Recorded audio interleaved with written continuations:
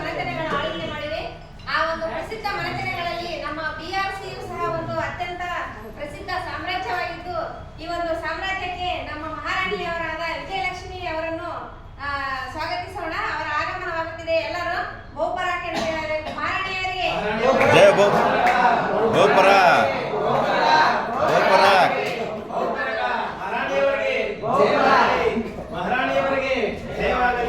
ಹರ ಹರ ಮಹಾದೇವ.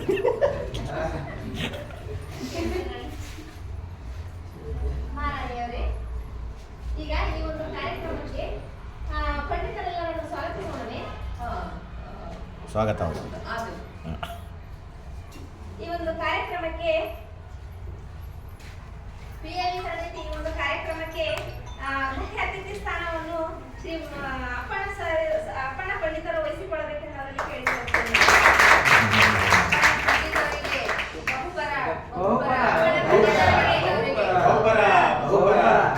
ಅದೇ ರೀತಿಯಾಗಿ ಇನ್ನೊಂದು ಮುಖ್ಯ ಅತಿಥಿ ಸ್ಥಾನವನ್ನು ಶ್ರೀ ಭೀಮಾಶಂಕರ್ ಸರ್ ಅವರು ವಹಿಸಿಕೊಳ್ಳಬೇಕೆಂದು ಕೇಳಿಕೊಳ್ಳುತ್ತೇನೆ. ಹಾಗೆಯೇ ಇನ್ನೊಂದು ಮುಖ್ಯ ಅತಿಥಿ ಸ್ಥಾನವನ್ನು ಶ್ರೀ ಭೀಮಪ್ಪ ಪಂಡಿತರು ವಹಿಸಿಕೊಳ್ಳಬೇಕೆಂದು ಅವರಲ್ಲಿ ಕೇಳಿಕೊಳ್ಳುತ್ತೇನೆ. ಬಹುಪರಾಕ್ ಸರಿ ಅಡ್ಡ ಬರ್ಬೋ ಈಗ ಸರಿ ಅಡ್ಡ ಬರ್ಬೇಡ ಬಿಡ್ಯಾಕ.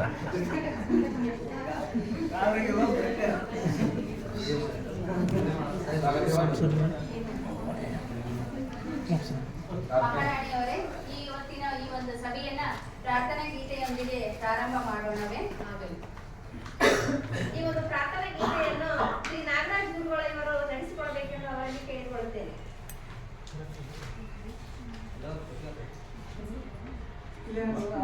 ಮಹಾರಾಜ್ ಗುರುಗಳಿಗೆ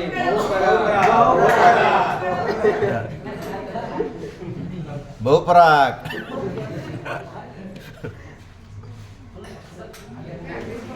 ಎಲ್ಲ ಪಂಡಿತರು ಸಹ ವೇದಿಕೆಗೆ ಆಗಮಿಸಬೇಕೆಂದು ನಮ್ಮ ಮಹಾರಾಣಿಯವರು ಆಜ್ಞಾಪಿಸುತ್ತಿದ್ದಾರೆ.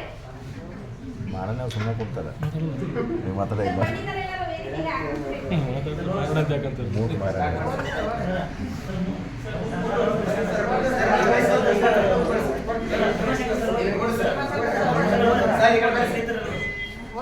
ಆಸ್ಥಾನದ ಪಂಡಿತರು. ಮನಸ್ಸಿಟ್ಟು ಕಲಿತ ಅಕ್ಷರ, ಮೈ ಬೆಕ್ಕಿಸಿ ದುಡಿದು ತಿನ್ನುವ ಅನ್ನ, ಕಷ್ಟಪಟ್ಟು ಗಳಿಸಿದ ಸಂಪಾದನೆ, ಇಷ್ಟದಿಂದ ಮಾಡುವ ದೈವ ಭಕ್ತಿ ಯಾರನ್ನೂ ಯಾವತ್ತೂ ಕೈ ಬಿಡುವುದಿಲ್ಲ ಎಂದು ಹೇಳುತ್ತಾ ಈಗ ಪ್ರಾರ್ಥನಾ ಗೀತೆಯನ್ನು ನಾಗರಾಜ್ ಗುರುಗಳು ಪ್ರಾರಂಭಿಸಬೇಕು. ಸಾಹಿತ್ಯ ಶ್ರೀ ಪಂಡಿತ್ ಪುಟ್ಟರಾಜ್ ಗವಾಯಿಗಳು, ಸಂಗೀತ ಶ್ರೀ ರೇವಣ ಸಿದ್ದಯ್ಯ. ಕಲ್ಲು ಕಟ್ಟಿಗೆ ಮಣ್ಣಿನಲ್ಲಿ ಹಾಡು. ಕಲ್ಲು ಕಟ್ಟಿಗೆ ಮಣ್ಣಿನಲ್ಲಿ, ಕಲ್ಲು ಕಟ್ಟಿಗೆ ಮಣ್ಣಿನಲ್ಲಿ ಶಿವನಿದ್ದಾರೆ, ಶಿವನಿದ್ದಾರೆ, ಶಿವನಿದ್ದಾರೆ, ಶಿವನಿದ್ದಾರೆ,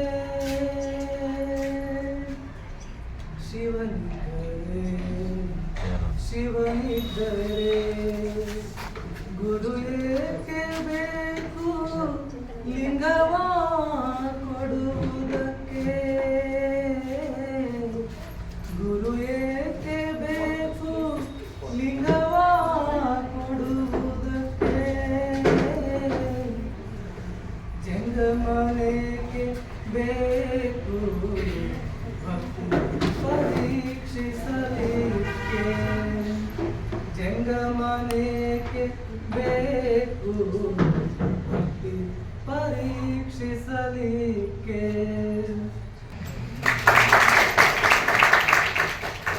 ತುಂಬಾ ಸುಮಧುರವಾಗಿ ಹಾಡಿದ್ದೀರಿ. ಬೇಷ್ ಬೇಷ್.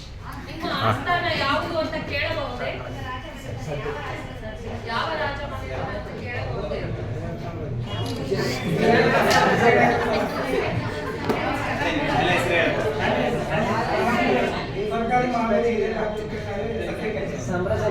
ಸಾಮ್ರಾಜ್ಯ ಶಾಂತತೆ. ಶ್ರೀ ನಾಗರಾಜ್ ಗುರುಗಳಿಗೆ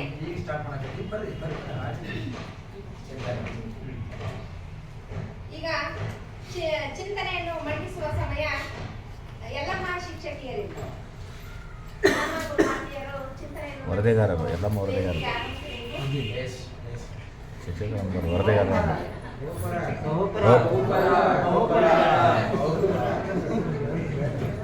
ಅಜ್ಜರಿಗೆ ಬಹುಪುರ ನಿನಗೆ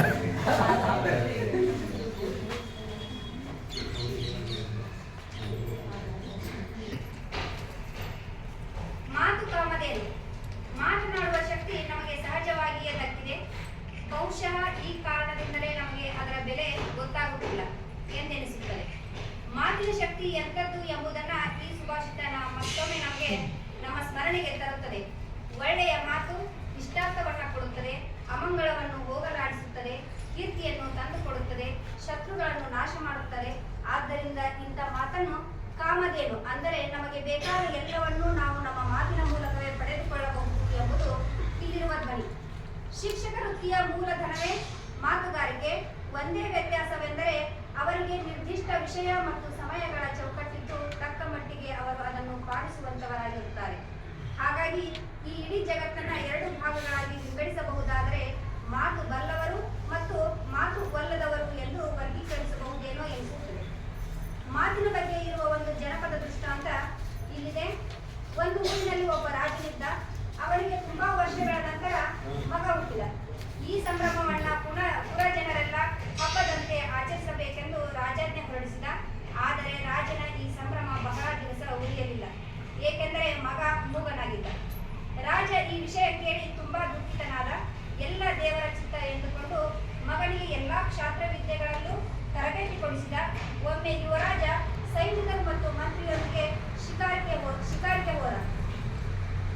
ಅರೆಪೆಟ್ಟು ತಿಂದ ಜಿಂಕೆ ಮರಿಯೊಂದು ಚುಚ್ಚಿಕೊಂಡ ಬಾಣದೊಂದಿಗೆ ಓಡಿ ಹೋಗಿ ಕೊಲೆಯಲ್ಲಿ ಅಡಗಿಕೊಂಡು ಬಿಟ್ಟಿತು. ಸೈನಿಕರೆಲ್ಲ ಹುಡುಕಿದರೂ ಸಿಗಲಿಲ್ಲ. ಆದರೆ ಚುಚ್ಚಿಕೊಂಡ ಬಾಣದ ನೋವು ತಾಳದ ಜಿಂಕೆ ಮರಿ ಆರ್ತನಾದ ಕೈದಿತ್ತು. ಸೈನಿಕರು ಅದರ ಜಾಡನ್ನ ಪತ್ತೆ ಹಚ್ಚುವಂತಾಯಿತು.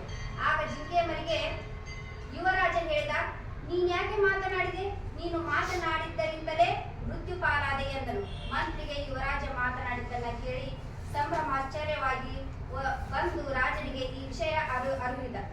ರಾಜನ ಸಂಭ್ರಮಕ್ಕೆ ಪಾರವೇ ಇಲ್ಲದಾಯಿತು. ಊರಲ್ಲಿ ಡಂಗೂರ ಸಾರಿಸಿ ಎಲ್ಲರೂ ಅರಮನೆ ಮುಂದೆ ಬಂದು ನೆರೆಯಬೇಕೆಂದು, ಯುವರಾಜನ ಮಾತುಗಳನ್ನ ಪುರಜನರು ಕಿವಿಯಾರೆ ಕೇಳಬೇಕೆಂದು ತಿಳಿಸಿದ. ಊರ ಜನರೆಲ್ಲರೂ ಬಂದರು. ಯಾರೇನೇ ಮಾಡಿದರೂ ಯುವರಾಜ ಮಾತನಾಡಲಿಲ್ಲ. ರಾಜನಿಗೆ ಅವಮಾನವಾಯಿತು. ಇದಕ್ಕೆ ಕಾರಣನಾದಂತಹ ಮಂತ್ರಿಗೆ ಮರಣ ದಂಡನೆ ವಿಧಿಸಿದ. ಅವನನ್ನು ಕರೆದೊಯ್ಯುತ್ತಿದ್ದಾಗ ಮತ್ತೆ ಯುವರಾಜ ಕರೆದು ಕೇಳಿದ, ನೀನ್ ಯಾಕೆ ಮಾತನಾಡಿದೆ? ನೀನು ಮಾತನಾಡಿದ್ದರಿಂದಲೇ ಮೃತ್ಯು ಪಾಲಾದೆ ಎಂದ. ಮಂತ್ರಿ ಆಗ ಮಾರ್ಮಿಕವಾಗಿ ಹೇಳಿದ, ಇಲ್ಲ ಯುವರಾಜ, ತಾವು ಮಾತನಾಡಲೇಬೇಕಾದಾಗ ಮಾತಾಡದೆ ಇದ್ದದ್ದಕ್ಕಾಗಿ ನಾನು ಮೃತ್ಯು ಪಾಲಾದೆ ಎಂದ. ಅನಗತ್ಯವಾಗಿ ಮಾತನಾಡುವುದು, ಅಗತ್ಯಕ್ಕೆ ತಕ್ಕಂತೆ ಮಾತಾಡುವುದು ಮತ್ತು ಅತ್ಯಗತ್ಯವಿದ್ದಾಗಲೂ ಮಾತನಾಡದೆ ಇರುವುದು, ಈ 3ರ ಅಪಾಯವನ್ನು ಈ ಕತೆ ತುಂಬಾ ಧ್ವನಿಪೂರ್ಣವಾಗಿ ಎತ್ತಿ ಹಿಡಿದಿದೆ. ಕನ್ನಡದಲ್ಲಿ ಮಾತಿನ ಬಗ್ಗೆ ಹಲವಾರು ಕವಿಗಳು ಮಾತನಾಡಿದ್ದಾರೆ. ಮಾತೆಂಬುದು ಜ್ಯೋತಿರ್ಲಿಂಗ ಎಂಬುದು ವಚನಕಾರರು ಹೇಳಿದ್ದಾರೆ. ಬಸವಣ್ಣನವರು ನುಡಿದಂತೆ ಮುತ್ತಿನ ಹಾರದಂತಿರಬೇಕು, ನುಡಿದರೆ ಮಾಣಿಕ್ಯದ ದೀಪ್ತಿಯಂತಿರಬೇಕು, ನುಡಿದರೆ ಸ್ಫಟಿಕದ ಶರಾಟಿಯಂತಿರಬೇಕು, ನುಡಿದರೆ ಲಿಂಗ ಮೆಚ್ಚಿ ಅಹುದೌದೆನ್ನಬೇಕು, ನುಡಿಯೊಳಗಾಗಿ ನಡೆಯದಿದ್ದರೆ ಮೆಚ್ಚ ನಮ್ಮ ಕೂಡಲ ಸಂಗಮ ದೇವ ಎಂದಿದ್ದಾರೆ. ನಿನ್ನೆ ಆಡಿದ ಮಾತು ಒಂದು ಇಟ್ಟಿಗೆ, ಇಂದು ಆಡುವ ಮಾತು ಒಂದು ಇಟ್ಟಿಗೆ, ನಾಳೆ ಆಡಲಿರುವ ಮಾತು ಮತ್ತೊಂದು ಇಟ್ಟಿಗೆ. ಇವೆಲ್ಲ ಸೇರುತ್ತಾ ಒಂದರ ಮೇಲೊಂದು ಹೇರುತ್ತಾ ನಮ್ಮ ವ್ಯಕ್ತಿತ್ವದ ಕಟ್ಟಡ ನಿರ್ಮಾಣಗೊಳ್ಳುತ್ತಾ ಸಾಗುತ್ತಿರುತ್ತದೆ. ಮಾತು ಒಂದು ಆಯುಧವಾಗಿದೆ. ಅದು ಒಂದು ಕತ್ತಿ ಇದ್ದಂತೆ. ಅದನ್ನು ತರಕಾರಿ ಹೆಚ್ಚಲು ಮತ್ತು ಕತ್ತು ಕುಯ್ಯಲು ಎರಡಕ್ಕೂ ಬಳಸಬಹುದಾಗಿದೆ. ಆಯುಧ ಹಿಡಿದವನಿಗೆ ಅದರ ಬಳಕೆ ತಿಳಿದಿರಬೇಕು. ಅಶ್ವಾರೋಹಿಯಾದವನಿಗೆ ಹಾದಿಯ ಅರಿವಿರಬೇಕು. ಅದಕ್ಕೆ ನಿದರ್ಶನವೆಂಬಂತೆ ಒಂದೂರಲ್ಲಿ ಒಬ್ಬ ಅರಸ ಇದ್ದ. ಅವನಿಗೆ ಸದಾ ಭವಿಷ್ಯದ ಬಗ್ಗೆ ಕುತೂಹಲ. ಬೇರೆ ಬೇರೆ ಜ್ಯೋತಿಷಿಗಳನ್ನ ಕರೆಸಿಕೊಂಡು ಅವರಲ್ಲಿ ತನ್ನ ಭವಿಷ್ಯದ ಬಗ್ಗೆ ತಿಳಿದುಕೊಳ್ಳುವುದರಲ್ಲಿ ಎಲ್ಲಿಲ್ಲದ ಆಸಕ್ತಿ. ಅವನ ಹತ್ತಿರ ಒಬ್ಬ ಜ್ಯೋತಿಷಿ ಬಂದ. ರಾಜ ತನ್ನ ಕೈ ಮುಂದೊಡ್ಡಿ ಹಸ್ತ ಭವಿಷ್ಯ ಹೇಳಲು ಕೇಳಿದ. ಆಗ ಯುವ ಜ್ಯೋತಿಷಿ ರಾಜನ ಹಸ್ತರೇಖೆಗಳನ್ನ ಓದಿ, ಮಹಾರಾಜ, ನಿಮ್ಮದು ಅದ್ಭುತವಾದ ಭವಿಷ್ಯ. ನಿಮ್ಮ ಕಾಲದಲ್ಲಿ ರಾಜ್ಯವು ಸುಭಿಕ್ಷ ಪರ್ವವನ್ನು ಕಾಣಲಿದೆ ಆದರೆ ಎಂದು ಸ್ವಲ್ಪ ಹೊತ್ತು ನಿಂತ. ಅದಕ್ಕೆ ರಾಜ ಏಕೆಂದು ಕೇಳಿದಾಗ ಆ ಜ್ಯೋತಿಷಿ, ಆದರೆ ನಿಮ್ಮದು ಅಲ್ಪಾಯುಷ್ಯ ಎಂದು ಇದನ್ನು ಎಂದನು. ಇದನ್ನು ಕೇಳಿ ಕುಪಿತನಾಗಿರ್ತಕ್ಕಂತಹ ರಾಜನು ಅವನನ್ನು ಬಂಧಿಸಿ ಸೆರೆಮನೆಯಲ್ಲಿ ಇಡುವಂತೆ ಆಜ್ಞಾಪಿಸಿದ. ನಂತರ ಕೆಲ ದಿನಗಳ ಬಳಿಕ ಮತ್ತೊಬ್ಬ ಅನುಭವಿ ಜ್ಯೋತಿಷಿಯು ಬಂದ. ಅವನು ರಾಜನ ಕೈಯನ್ನು ನೋಡಿ, ಮಹಾರಾಜ, ನಿಮ್ಮದು ಅದ್ಭುತವಾದ ಭವಿಷ್ಯ, ನಿಮ್ಮ ಕಾಲದಲ್ಲಿ ರಾಜ್ಯವು ಸುಭಿಕ್ಷ ಪರ್ವವನ್ನು ಕಾಣಲಿದೆ ಆದರೆ ಎಂದು ನಿಲ್ಲಿಸಿದ. ಅದಕ್ಕೆ ರಾಜ ಏಕೆಂದು ಕೇಳಿದಾಗ ಆ ಅನುಭವಿ ಜ್ಯೋತಿಷಿಯು, ಆದರೆ ನಿಮ್ಮ ಪ್ರಜೆಗಳು ದುರದೃಷ್ಟಶಾಲಿಗಳು ಎಂದ. ಪುನಃ ರಾಜ ಏಕೆ ಎಂದು ಕೇಳಿದಾಗ, ನಿಮ್ಮಂತ ಜನಾನುರಾಗಿ ರಾಜರ ಕೈಯಲ್ಲಿ ಬಹುದಿನಗಳ ಕಾಲ ಆಳಿಸಿಕೊಳ್ಳುವಂತಹ ಭಾಗ್ಯವನ್ನ ಅವರು ಪಡೆದುಕೊಂಡು ಬಂದಿಲ್ಲ ಎಂದ. ಆಹಾ, ಎಂಥ ಮಾತು! ತನ್ನಿಂದ ಆಳಿಸಿಕೊಳ್ಳುವ ಭಾಗ್ಯವನ್ನ ಈ ಜನರು ಪಡೆದುಕೊಂಡು ಬಂದಿಲ್ಲವೆಂದರೆ ನಾನೆಷ್ಟು ದೊಡ್ಡವನು, ನನ್ನದೆಂಥ ಹಿರಿಮೆ ಎಂದುಕೊಂಡು ರಾಜ ಆ ಜ್ಯೋತಿಷಿಗೆ ಮುತ್ತಿನ ಹಾರದ ಬಕ್ಷೀಸನ್ನ ಕೊಟ್ಟು ಕಳಿಸಿದ. ಇಲ್ಲಿ ಇಬ್ಬರು ಹೇಳಿದ್ದು ಒಂದೇ ಮಾತನ್ನೇ, ಆದರೆ ಹೇಳಿದ ವಿಧಾನ ಬೇರೆ ಬೇರೆ. ಮಾತು ಒಂದು ಆಯುಧ ಹೇಗೋ ಹಾಗೆ, ಅದು ಒಂದು ಕಲೆ. ಅದನ್ನ ಕಲಾತ್ಮಕವಾಗಿ ಸದುದ್ದೇಶಕ್ಕಾಗಿ ಬಳಸುವ ಕಲೆ ಗೊತ್ತಿರಬೇಕು ಎಂಬುದನ್ನ ಇದು ವಿವರಿಸುತ್ತದೆ. ಹಾಗೆಯೇ ಮಾತು ಹೇಗಿರಬೇಕು ಅಂತ ನಮ್ಮ ವಿಜಯಪುರ ವಿಶ್ವವಿದ್ಯಾನಿಲಯದ ಡಾಕ್ಟರ್ BM ಆದಿಲ್ ಶಾ ಅವರು ಧಾರವಾಡ ಶೈಲಿಯಲ್ಲಿ ತುಂಬಾ ಚೆನ್ನಾಗಿ ಹೇಳಿದ್ದಾರೆ. ಇದನ್ನ ಎಲ್ಲರೂ ಕೇಳಿರ್ಬೋದು, ವಾಟ್ಸಪ್ಗಳಲ್ಲಿ ಕೆಲವೊಂದಿಷ್ಟು ದಿನ ಬಂದಿತ್ತು. ಮಾತು ಹೆಂಗಿರಬೇಕು? ಮಾತು ಹೆಂಗಿರಬೇಕು ಅಂದ್ರ ಹ್ಯಾಂಗರ ಇರಬಾರ್ದು. ಅವ್ರ ಹಂಗ ಇವ್ರ ಹಂಗ ಯಾರ್ ಹಂಗೂ ಇರಬಾರ್ದು, ಯಾರ್ ಹಂಗೂ ಇರಬಾರ್ದು. ಆದ್ರೆ ಕೇಳೋ ಹಂಗಿರ್ಬೇಕು. ಮಾತಿನ್ಯಾಗ ಮಾತಿರಬೇಕು, ಮಾತಿನ್ಯಾಗ ಆತಿರ್ಬೇಕು, ಮಾತಿನ್ಯಾಗ ನೀತಿರಬೇಕು, ಮಾತಿನ್ಯಾಗ ಪ್ರೀತಿ ಇರಬೇಕು, ಮಾತಿನ್ಯಾಗ ರೀತಿ ಇರಬೇಕು, ಮಾತಿನ್ಯಾಗ ಉದ್ದೇಶ ಇರಬೇಕು, ಉಪದೇಶ ಇರಬೇಕು, ಸಂದೇಶ ಇರಬೇಕು, ಮಾತಿನ್ಯಾಗ ತೂಕ ಇರಬೇಕು, ಮಾತಿನ್ಯಾಗ ತೂಕ ಇರಬೇಕು. ಇಲ್ಲ ಅಂದ್ರ ಸುಮ್ಮನೆ ಕೂತಿರ್ಬೇಕು. ಮಾತು ಸಾಧನ ಆಗ್ಬೇಕು, ಆದ್ರೆ ಮಾತೇ ಸಾಧನೆ ಆಗ್ಬಾರ್ದು. ಮಾತಲ್ಲಿ ವೇಗ ಇರಬೇಕು, ಉದ್ವೇಗ ಇರಬಾರ್ದು. ಮಾತಿನಲ್ಲಿ ಮಗುವಿನ ನಗೆ ಇರಬೇಕು, ಮಾತಿನಲ್ಲಿ ಮಗುವಿನ ನಗೆ ಇರಬೇಕು, ಹಾಗೆ ಇರಬಾರದು. ಮಾತಿನಲ್ಲಿ ಆತ್ಮೀಯತೆಯ ಅಲೆ ಇರಬೇಕು, ಸೌಹಾರ್ದತೆಯ ಸೆಲೆ ಇರಬೇಕು, ನಲಿವಿನ ನೆಲೆ ಇರಬೇಕು, ಬದುಕಿನ ಬೆಲೆ ಇರಬೇಕು. ಮಾತು ಮತಿಯಿಂದ ಬರಬೇಕು, ಮಾತು ಮತಿಯಿಂದ ಬರಬೇಕು, ಆದ್ರೆ ಮತೀಯವಾಗಿ ಇರಬಾರದು. ಮಾತು ಮುಟ್ಟಾಗಿರಬೇಕು, ಸ್ವಲ್ಪ ಮೆತ್ತಗಿರಬೇಕು. ಮಾತು ಮಿತವಾಗಿರಬೇಕು, ಎಲ್ಲರಿಗೂ ಹಿತವಾಗಿರಬೇಕು. ಮಾತಿನಾಗ ಮತ್ತೇನಿರಬೇಕು? ಮಾತಿನಾಗ ಆತ್ಮೀಯತೆಯ ಮಾತಿರಬೇಕು, ಮಾತು ಕೊಟ್ಟಂಗ ಮಾತಿರಬೇಕು, ಮಾತು ಕೊಟ್ಟಂಗ ಮಾತಿರಬೇಕು. ಇಲ್ಲ ಅಂದ್ರ ಮೂಕಾಗಿರ್ಬೇಕು. ಎಷ್ಟು ಸೊಗಸಾಗಿ, ಸುಂದರವಾಗಿ, ಅರ್ಥಗರ್ಭಿತವಾಗಿ, ಅದ್ಭುತವಾಗಿ ಮಾತಿನ ಮೌಲ್ಯದ ಬಗ್ಗೆ ಹೇಳಿದ್ದಾರೆ. ಪ್ರತಿಯೊಬ್ಬರು ಇದನ್ನು ಜೀವನದಲ್ಲಿ ಅಳವಡಿಸಿಕೊಂಡರೆ ಬದುಕು ಸುವರ್ಣಸೌಧವಾಗಿ ಬೆಳಗುತ್ತದೆ ಎಂದು ಹೇಳುತ್ತಾ ನನ್ನ ಒಂದು ಚಿಂತನೆಯನ್ನ ಇಲ್ಲಿಗೆ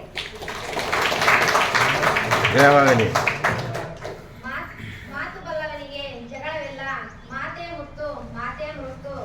ಮಾತಿನಲ್ಲಿ ಮತಿ ಇರಲಿ, ಮಾತಿನಲ್ಲಿ ಮಿತಿ ಇರಲಿ, ಆಡಿದ ಮಾತನ್ನು ಮಾಡಿ ತೋರಿಸುವ ಛಾತಿ ಇರಲಿ ಎಂದು ತಮ್ಮ ಚಿಂತನೆಯನ್ನು ಮಂಡಿಸಿದಂತ ಯಲ್ಲಮ್ಮ ಶಿಕ್ಷಕಿಯರಿಗೆ ತುಂಬ ಹೃದಯದ ಧನ್ಯವಾದಗಳು ನಮ್ಮೆಲ್ಲ ಆಸ್ಥಾನದ ಪರವಾಗಿ. ಅದೇ ರೀತಿಯಾಗಿ ಮುಂದಿನ ಒಂದು ತರಬೇತಿಗಳಲ್ಲಿ ನಮ್ಮ ಮಾನವರ ಆದೇಶವಾಗಿದೆ. ಮುಂದಿನ ತರಬೇತಿಗಳಲ್ಲಿ ಚಿಂತನೆಯನ್ನು ಕಾಗದದಲ್ಲಿ ಅಥವಾ ಓಲೆಯಲ್ಲಿ ಬರೆದುಕೊಂಡು ಬರಬಾರದು. ಚಿಂತನೆಯನ್ನು ತಾವೇ ಸ್ವತಃ ಅದನ್ನ ಚಿಂತನೆ ಮಾಡಬೇಕು ತಮ್ಮ ಮಾತಿನಲ್ಲಿ ಅಂತೇಳಿ ಈಗ ಆಜ್ಞಾಪಿಸಿದ್ದಾರೆ. ಅವರ ಆಜ್ಞಾಪಿಯಂತೆ ಮುಂದಿನ ತರಬೇತಿಯಲ್ಲಿ ಅಪ್ಪಣೆಯಾಗಲಿ, ಅಪ್ಪಣೆಯಾಗಲಿ. ನೋಡದೆ ಹೇಳಲಿ ಅನ್ನುವಂಥದ್ದು ನಮ್ಮ ಮಹಾರಾಣಿಯವರ ಆದೇಶ. ತಪ್ಪಿಗೆ ಶಿಕ್ಷೆಯನ್ನ ಒದಗಿಸ್ರಿ. ಚಿಂತನೆಯನ್ನು ಮಹಾರಾಣಿಯವರು ಹೇಳಿದ್ದಾರೆ. ಎಲ್ಲರಿಗೂ ಕೂಡ ಅವರಿಗೆ ಜೋರಾದ ಚಪ್ಪಾಳೆ. ಅದೇ ರೀತಿಯಾಗಿ ಇನ್ನೋರ್ವ ಚಿಂತಕಿ ಈಗ ವೇದಿಕೆಗೆ ಆಗಮಿಸಬೇಕು. ಸೋನಿಯಾ ಇವರು. ಜಯವಾಗಲಿ.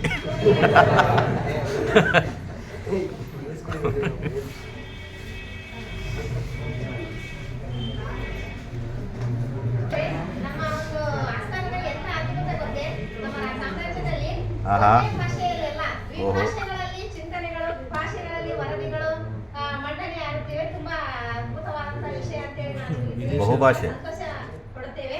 ಅದೇ ರೀತಿಯಾಗಿ ಇದೀಗ ತಾನೇ ಆಗಮಿಸಿದಂತ ಶ್ರೀ ಮಲ್ಲಿಕಾರ್ಜುನ್ ಮೇಟಿ ಪಂಡಿತರಿಗೂ ಸಹ ನಮ್ಮ ಒಂದು ಸಾಮ್ರಾಜ್ಯಕ್ಕೆ ಸ್ವಾಗತವನ್ನು ಬಯಸುತ್ತೇವೆ.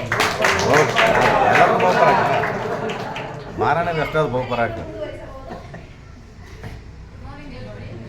I'm Sonia from JNHS Bandeval. Today over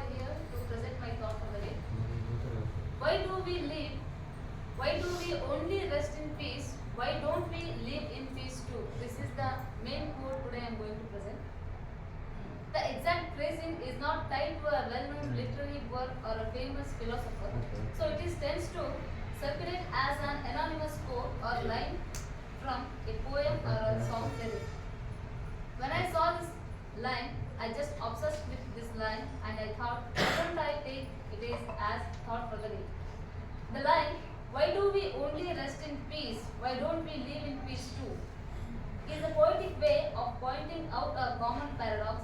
We often think of peace as something that comes after we stop, after work, after conflict, after life itself, rather than a state we can cultivate while we are still alive. Peace is a destination, not a habit. The quote is a reminder that peace is not just a final resting place. It is a mindset we can weave into the fabric of everyday life. The slow living mindset, it doesn't mean doing everything slower. It means choosing what truly matters and letting the rest slide. It's about quality over the quantity.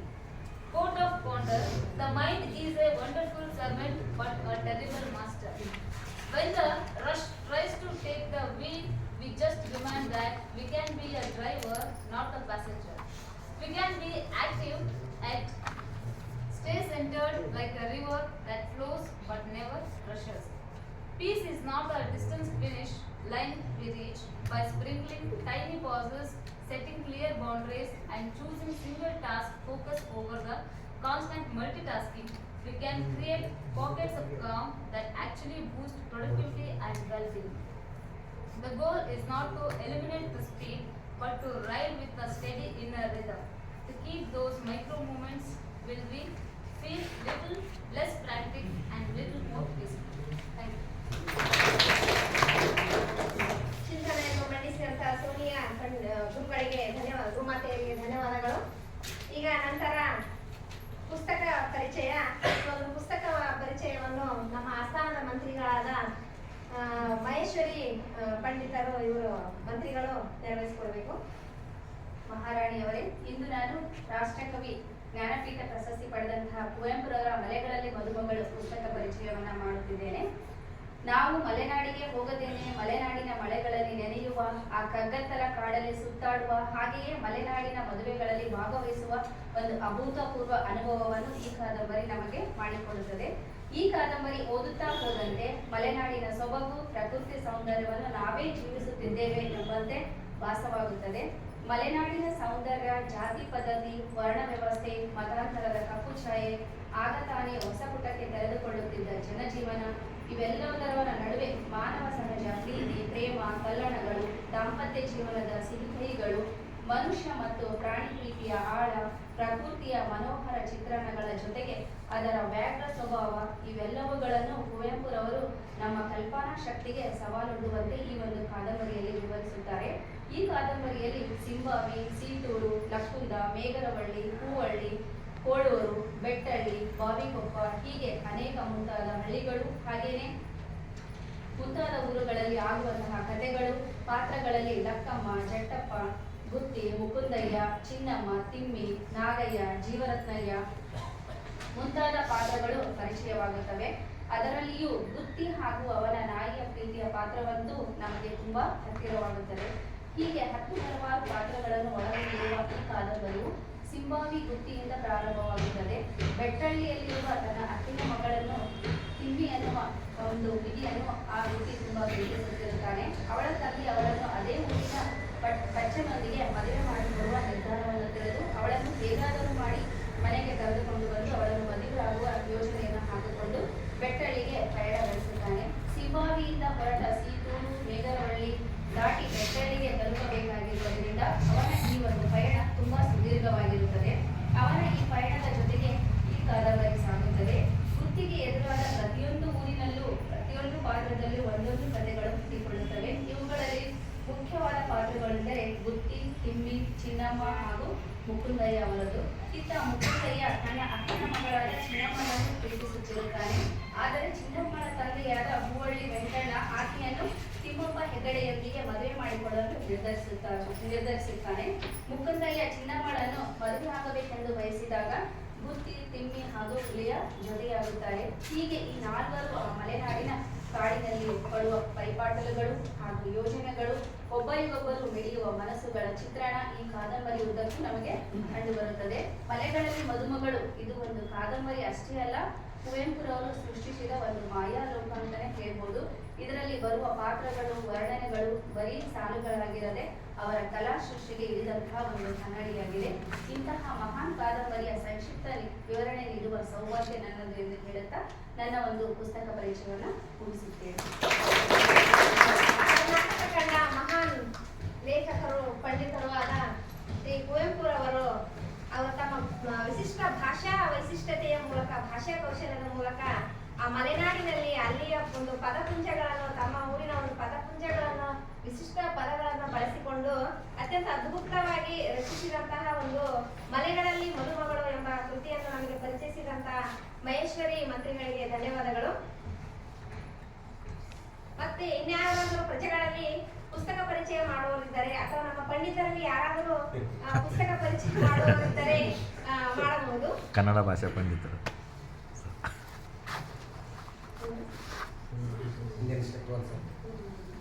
ಮುಂದುವರಿಸಬಹುದೇ ಕಾರ್ಯಕ್ರಮವನ್ನು? ಮಂತ್ರಿ ಮಹಾರಾಣಿ ಅವ್ರನ್ನ ಕೇಳ್ರಿ.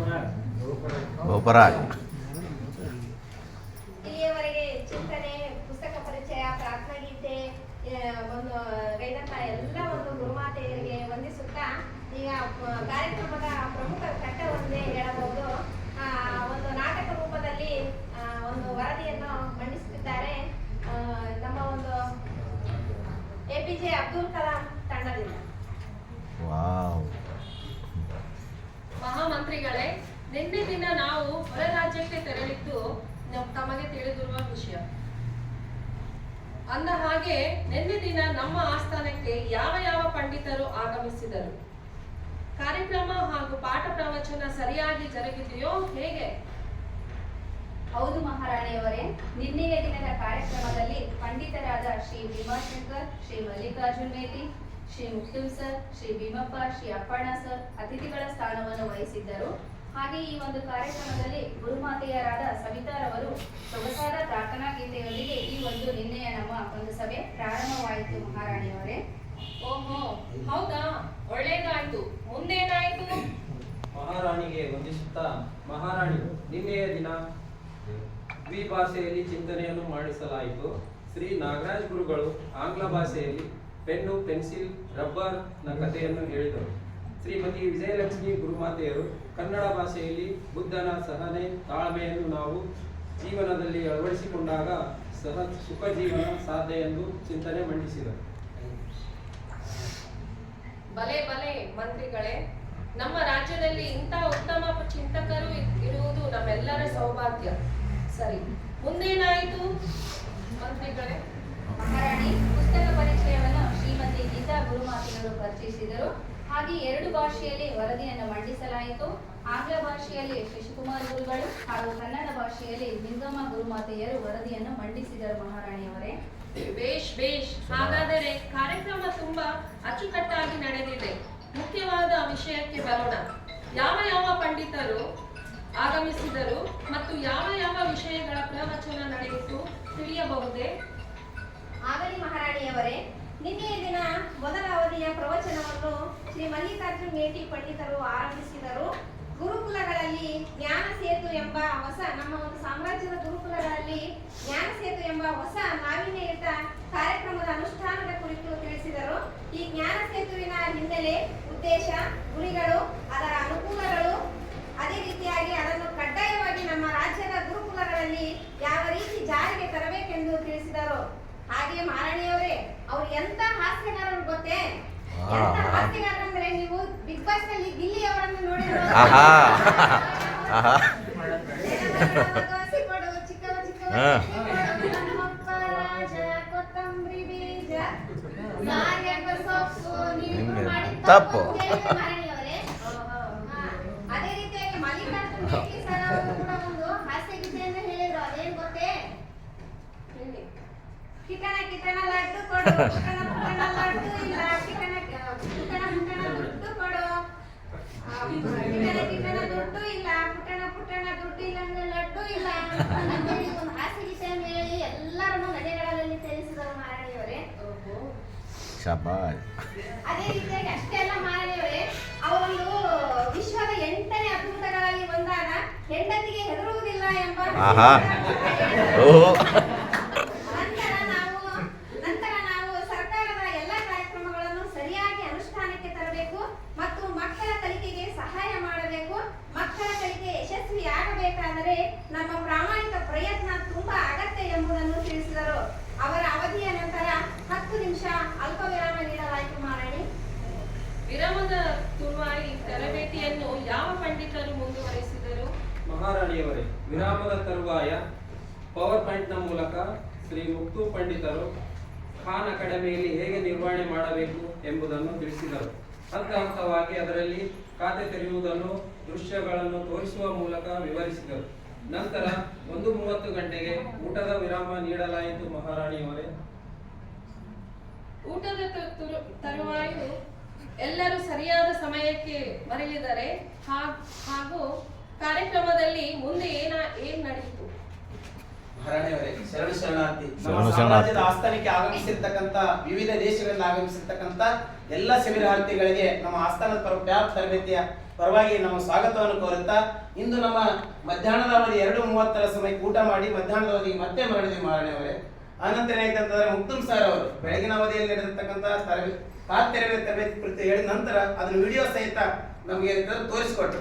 ಅಷ್ಟಾದ ನಂತರ ಏನಾಯ್ತಂದ್ರೆ ಅಲ್ಲಿಗೆ ಅವರು ಖಾತೆಯನ್ನು ಮುಗಿಸಿದ್ರು. ಆದ್ರೆ ನಮ್ಮ ಶಿಬಿರಾರ್ಥಿಗಳು ಏನಾಯ್ತಂದ್ರೆ ಅದು ನಮ್ಗೆ ಇನ್ನೂ ಸಂಪೂರ್ಣವಾಗಿ ತಿಳಿಲಿಲ್ಲ. ಖಾತೆ ತೆರೆಯೋದನ್ನು ಇನ್ನೂ ಹೇಳ್ಕೊಡ್ಬೇಕಂತ ಹೇಳಿದಾಗ ಅದೇ ರೀತಿ ನಮ್ಮ ಆಸ್ಥಾನದ ಇನ್ನೋರ್ವ ಪಂಡಿತರಾಗಿರ್ತಕ್ಕಂಥ ಮಲ್ಲಿಕಾರ್ಜುನ್ ನೇಟಿ ಪಂಡಿತ್ ಅವರು ಕೂಡ ಬಂದು ಪ್ರಾಯೋಗಿಕವಾಗಿ ಯಾವ ರೀತಿಯಾಗಿ ಅದನ್ನು ನಾವು ಖಾನ್ ಅಕಾಡೆಮಿಯಲ್ಲಿ ನಾವು ಮಕ್ಕಳಿಗೆ ಲಾಗಿನ್ ಆಗಬೇಕು ಮತ್ತು ಟೀಚರ್ಸ್ ಯಾವ ರೀತಿಯಾಗಿ ಲಾಗಿನ್ ಆಗಬೇಕು ಅನ್ನೋದ್ರ ಕುರಿತು ಸಂಪೂರ್ಣ ಪ್ರತಿಯೊಬ್ಬರು ಶಿಕ್ಷಕರನ್ನ ಭೇಟಿಯಾಗಿ ಎಲ್ಲಾ ರೀತಿಯಾಗಿರ್ತಕ್ಕಂಥ ಮಾಹಿತಿಯನ್ನು ಪ್ರಾಯೋಗಿಕವಾಗಿ ಮತ್ತು ಎಲ್ಲರಿಗೂ ಕೂಡ ತಿಳಿಯುವ ಹಾಗೆ ಆ ಒಂದು ಖಾನ್ ಅಕಾಡೆಮಿಯ ಕುರಿತು ಮಾಹಿತಿಯನ್ನು ತಿಳಿಸಿದರು. ತದನಂತರ ಏನಾಯ್ತು ಅಂತಂದ್ರೆ ಅದೇ ರೀತಿಯಾಗಿ ಮಧ್ಯದಲ್ಲಿ ಆ ಒಂದು ಇನ್ನೋರ್ವ ಪಂಡಿತರಾಗಿರ್ತಕ್ಕಂಥ ಭೀಮಪ್ಪ ಪಂಡಿತರು ಕೂಡ ಬಂದು ಆ ಖಾತೆಯನ್ನು ತೆರೆಯುವಂತ ಇನ್ನೊಂದು ವಿಧಾನವನ್ನು ಮತ್ತು ವಿಶೇಷವಾಗಿ ಗಣಿತ ಶಿಕ್ಷಕರದೇ ಇದರ ಜವಾಬ್ದಾರಿ ಇರುತ್ತದೆ. ಅದ್ರ ಜೊತೆಗೆ ಖಾತೆಯನ್ನು ಯಾವ ರೀತಿಯಾಗಿ ಒಂದೇ 3 ಜನ ಅಥವಾ ಒಬ್ಬರೇ ಶಿಕ್ಷಕರಿದ್ದಾಗ 3 ವಿಷಯಗಳನ್ನು ಯಾವ ರೀತಿಯಾಗಿ ನಾವು ಲಾಗಿನ್ ನಲ್ಲಿ ಮಾಡಬೇಕೆನ್ನುವಂತ ಕುರಿತು ಸಂಪೂರ್ಣವಾದಂತಹ ವಿಷಯವನ್ನು ಕೂಡ ಭೀಮಪ್ಪ ಪಂಡಿತರು ತಿಳಿಸಿದರು. ಅದೇ ಸಂದರ್ಭದಲ್ಲಿ ಏನಾಯ್ತು ಅಂತಂದ್ರೆ ಆ ಮಧ್ಯದಲ್ಲಿ ನಮ್ಮ ನೆಚ್ಚಿನ ನಮ್ಮ ಸಾಮ್ರಾಜ್ಯದಲ್ಲಿ ಕ್ಷೇತ್ರ ಶಿಕ್ಷಣ ಸುಜಾತ ಮೇಡಮ್ ಅವರು ಕೂಡ ಈ ಒಂದು ತರಬೇತಿಗೆ ಆಗಮಿಸಿದಂತಹ ಸಂದರ್ಭದಲ್ಲಿ ಇಲ್ಲಿರ್ತಕ್ಕಂಥ ಶಿಬಿರಾರ್ಥಿಗಳನ್ನ ನೋಡಿ ಇಲ್ಲಿಯ ಸಂಖ್ಯೆ ಎಷ್ಟು ಅಂತ ಹೇಳಿದಾಗ ಸುಮಾರು 27 ಜನ ಗೈರಾಜರಾಗಿದ್ದಾರೆ ಅಂತ ಮಾಹಿತಿಯನ್ನು ಕೂಡ ತಿಳಿಸಿದ್ರು. ಅವರಿಗೆ ತಕ್ಷಣ ಏನಿದೆ ಮಾಹಿತಿಯನ್ನು ತಿಳಿಸಿ ಅವರು ಯಾವುದೇ ಈ ಸಾಮ್ರಾಜ್ಯದ ಯಾವುದೇ ಮೂಲೆಯಲ್ಲಿ ಇದ್ರು ಕೂಡ ನಾಳೆ ತರಬೇತಿಗೆ ಅವನ್ನ ಸಂಪೂರ್ಣವಾಗಿ ಯಾವ ರೀತಿ ಆದೇಶ ಮಾಡ್ತಾರೆ ಗೊತ್ತಿಲ್ಲ, ಇಂದಿನ ತರಬೇತಿ ಕಡ್ಡಾಯವಾಗಿ ಹಾಜರಾಗುವಾಗೆ ನೀವೆಲ್ಲ ನೋಡ್ಕೋಬೇಕಂತ ತಿಳ್ಕೊಂಡು ಇಂದಿನ ನಮ್ಮ ಈ ಒಂದು ತರಬೇತಿಯನ್ನು ನೋಡಲಾಗಿರ್ತಕ್ಕಂಥ ಅಪ್ಪಣ್ಣ ಸರ್ ಅವರಿಗೆ ಆದೇಶವನ್ನು ಮಾಡಿದರು. ತದನಂತರ ಮಾಹಿತಿಯನ್ನು ನಮ್ಮ ತರಬೇತಿ ಯಾವ ರೀತಿ ನೀವು ಪಡ್ಕೋಬೇಕು, ಮುಂದೆ ನಮ್ಮ ಸಾಮ್ರಾಜ್ಯದಲ್ಲಿ ಯಾವ ರೀತಿ ಅನುಷ್ಠಾನ ಮಾಡಬೇಕು ಅನ್ನೋದ್ರ ಕುರಿತು ಮಾಹಿತಿಯನ್ನು ನೀಡಿದ್ರು. ಅಲ್ಲಿಗೆ ಸರಿಯಾಗಿ ಸಮಯ 5 ಗಂಟೆ ಆಗಿತ್ತು ಮಹಾರಾಣಿಯವರೇ. ಅಂದಿನ ಸಭೆಯನ್ನು ನಾವು ಅಲ್ಲಿಗೆ ಕಾರ್ಯಕ್ರಮ ಮುಗಿಸಿದ್ವಿ. ಧನ್ಯವಾದಗಳು. ನಾವು ಇಲ್ಲದಿದ್ದರೂ ಇರುವ ಸಮಯದಲ್ಲೂ ಹೀಗೆಲ್ಲ ನಡೆಯುತ್ತೆ. ತರಬೇತಿ ಉತ್ತಮವಾಗಿ ನಡೆದಿದೆ ಎಂದು ನಮಗೆ ಅನಿಸುತ್ತದೆ. ಆದರೆ ಗೈರು ಹಾಜರಾದವರು ಮುಂದೆ ಈ ರೀತಿ ನಿರ್ಲಕ್ಷ್ಯ ವಹಿಸದಂತೆ ಕ್ರಮ ತೆಗೆದುಕೊಳ್ಳಿ. ತಮ್ಮ ಅಪ್ಪಣೆಯಂತೆ ಆಗಲಿ ಮಹಾರಾಣಿಯವರೇ. ಮಹಾರಾಣಿಯವರಿಗೆ ಜಯವಾಗಲಿ. ಮಹಾರಾಣಿಯವರಿಗೆ